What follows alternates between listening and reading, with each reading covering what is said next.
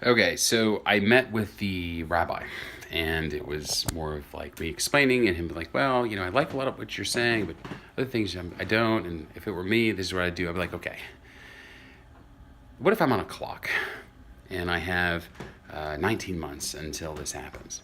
How would I get every human being to do this right now? He's like, well, you can't, because people, what if I don't have that belief? And like, how can I respect a God and all this stuff? I'm like, okay, get that, all good. I'm like, okay, so um, from the book of Revelation, Revelation 12 describes a constellation that formed on the same day that I started this documentary. And also, when you go play by play, phrase by phrase, you realize it's talking about not just me, but my mother and my only sibling. He goes, "You're scaring me right now." I said, "I'm not trying to. I'm here to inspire. Not inspire you, but I want to inspire everyone. I've got a movie, and it's all good. Got it all handled, okay? But I don't want to go with the whole fear piece. I want to go with the inspiration. So every time I meet with someone, there's sort of there's an event. I don't know what it is, but it's like it's bad and it happens. Like there was a wildfire in July 27th on a blood moon. There was wildfires on the West Coast on November 8th. I'm having meetings or like I'm sending emails or whatever about this on those days.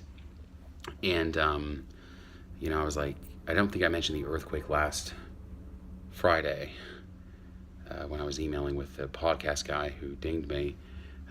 I was like, and also I called a certain event where I was like, oh, there's going to be, I didn't say this to him, but I'm telling you, earthquakes in like Russia, China, US. But I think calling this specific location, because I had to think about it, I was like, well, where would you have a natural, I don't need to do any of that. Hashem, Allah, God, he's got it all worked out. So for me, I'm just like, I know if I have a meeting, something bad happens, right? And he works out the details. So I said, just give it 24 hours. And if you see on CNN or whatever, like something bad happened, no, everyone else thinks one thing, but you and I both know it's because of this meeting, because Hashem, is listening to this conversation right now. And he before that was like, well, like should we just do, let's go get some people. And I'm like, no. Wait for this to happen. And I thought after I was like, well, maybe I should have taken that eagerness from him. God bless him. Hashem bless him. And run with it. But I was like, well, no, sit tight because I want to prove who I am. And in retrospect, I was like, no, man, did I fuck that up? Like, is he going to do anything? But then I remembered that it's written in the Bible, Revelation, that it's as many times as I want.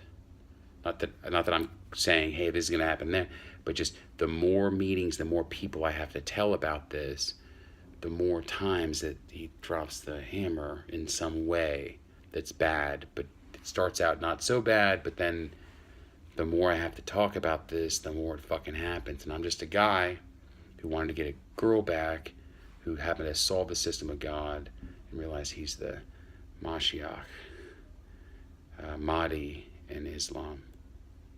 My Islamic brothers, Muslim brothers. I'm Kalki in Hinduism, and I'm the lion of the tribe of Judah, Christianity. I'm all of it, guys. So I'm like thinking about Hashem, and I'm thinking to myself, I'm like, well, how's he gonna do it? I don't care. I just want to relay a message and inspire. I want eyes on this documentary where I inspire people. I don't want to incite fear. Okay, but he is going to get his way, not me. I stumbled upon this. I'm notifying everyone else that I come in contact with, and the more people I have to convince, the worse it gets. You don't want this job at all. You would snap your mind, I think. You would start getting out, and also on top of that, You don't want this job. No one wants this job. Anyone who's ever said, "Oh, hey, I'm the Mashiach," or what, Mahdi, Kalki, Lion, they didn't understand what it meant. But he knows, and I know. We're going to have a bumpy ride. Not because of him, he's smooth. It's about human beings and me not delivering the right message. I was like, man, calm down. Don't get like, don't be scared. Don't worry. I should have said, I have a plan for everything, because I do.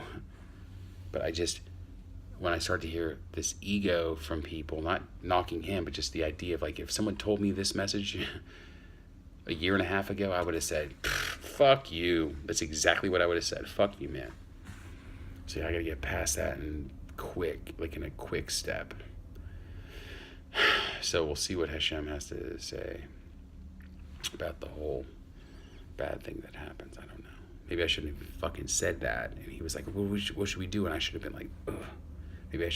Maybe in the best case scenario, I would have been like, okay, look, all sick people, like, get them in here, and like, hear Revelation 20 or Exodus 20. But I didn't do that. I was like, no, sit tight, relax. We're gonna inspire. It's all good.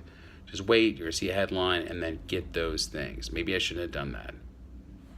Only he knows. But he chose me for whatever fucking reason for the job. I don't know why. It's a shitty sale.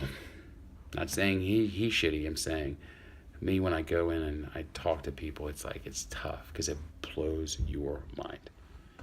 This whole thing just blows your mind. It's like, this guy crazy, whatever. That's all Satan. I speak the truth. He's a real deal, and I can prove it through miracles and prophecy. In this case, I prophesized in 24 hours that something bad was going to happen. Yaakov.